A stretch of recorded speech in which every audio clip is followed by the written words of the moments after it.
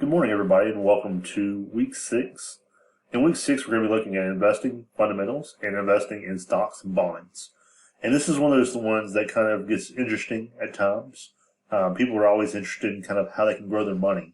And stocks and bonds are definitely one of those ways that you can definitely do that. Stocks, for example, can be very highly volatile, which means they can go up and down. It may be one of those things where you have a good investment, but maybe the market's going down or something of that nature.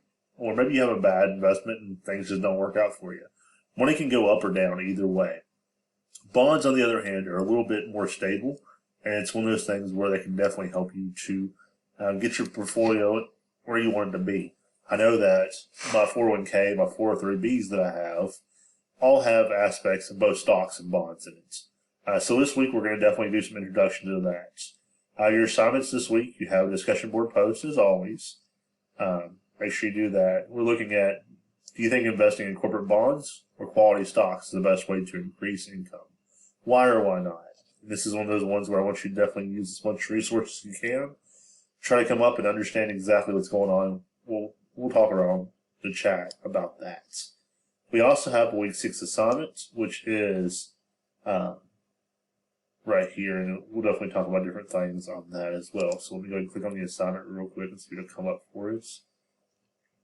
So these are definitely just the questions we're going to have on this. I look forward to seeing your responses and stuff of the nature. As always, please show your work. Also, please add in references when they're appropriate. I like to always see people back up their information. I do have a doctorate degree, and it's one of those things where I definitely was pushed to really defend my points. So I hope you guys can definitely get in a little bit of that rhythm. But as always, if you have any questions about anything or need anything from me, let me know. Thanks.